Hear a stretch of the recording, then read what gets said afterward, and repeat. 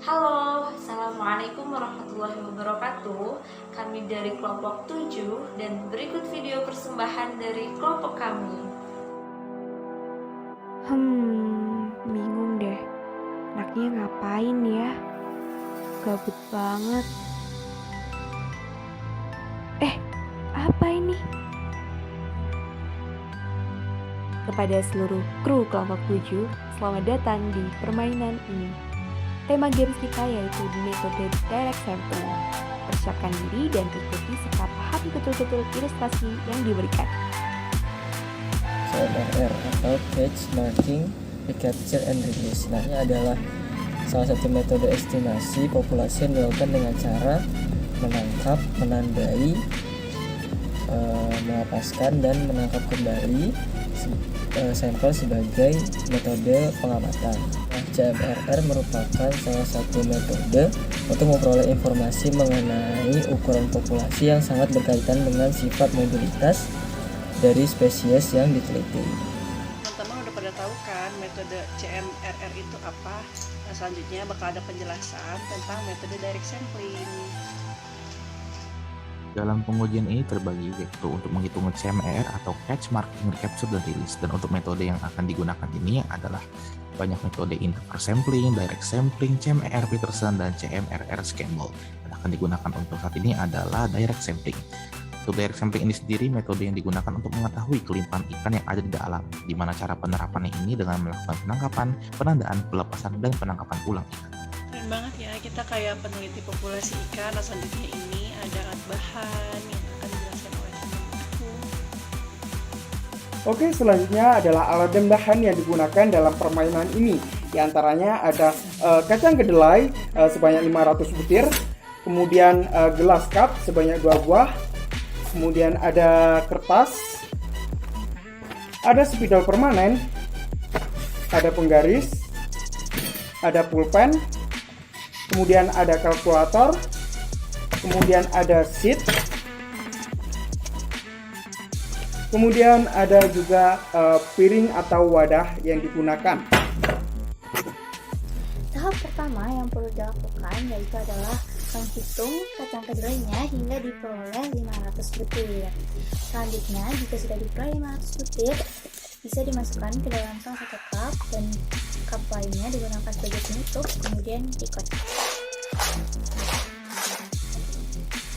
Kacang kedelai yang telah dikocok kemudian diambil sebanyak 1 genggaman. Selanjutnya diletakkan di wadah lain dan diberi tanda serta dihitung. Setelah itu, masukkan kembali kacang kedelai yang telah diberi tanda tersebut ke dalam cup yang berisi kacang kedelai lainnya. Lalu kembali dikocok. Selanjutnya diambil sebanyak 1 genggaman dan dipisahkan antara yang bertanda dan juga tidak bertanda. Kebetulan untuk pengambilan pertama ini pengambilan pertama ini tidak ada kacang yang terambil yang bertanda. Jadi kita hitung saja kacang yang terambil 1, 2, 3, 18, 19, 20, 21, 22. Nah, ada 22 kacang yang terambil pada pengambilan kedua ini. Selanjutnya, kita masuk kembali ke dalam populasi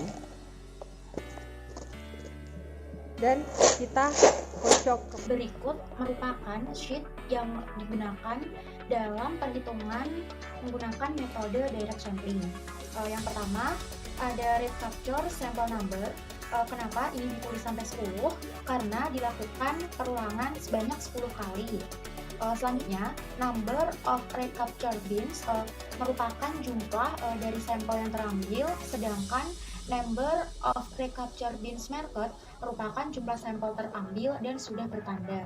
Kemudian setelah masing-masing dari data sudah diperoleh, langkah selanjutnya yaitu menjumlahkan data-data dari number of recapture bins dan number of recapture bins marked.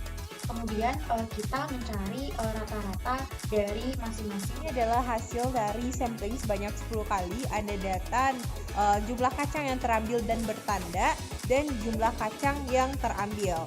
Jadi kita semuanya kita jumlahkan, setelah itu kita rata-ratakan dan didapatkan hasil jumlah kacang yang terambil dan bertanda itu 1, dan rata-rata dari jumlah kacang yang terambil itu adalah 18,4. Berikut merupakan rumus metode direct sampling, yaitu SE sama dengan number of beans in your first capture per average number of marked beans from capture per average number of beans from the capture sample. Kemudian persen errornya yaitu SE min actual number per actual number. Nah, setelah dimasukkan ke perhitungan itu didapatkan hasil 0,7065. Setelah itu kita mencari persen error. Untuk actual number-nya ini sudah ditentukan, yaitu jumlahnya sebesar 8. Nah, untuk perhitungannya itu sama dengan persen error sama dengan 0,7065 dikurang dengan actual number 8 dibagi dengan actual number-nya 8 sama dengan min 0,9116. Mantap sekali! Kalian sudah berhasil menemukan nilai persen error berdasarkan metode direct sampling. Jangan lupa untuk dijadikan nilai mutlak dan dikali 100 ya, supaya nilainya benar-benar menjadi persen. Terima kasih sudah bermain. Dadah!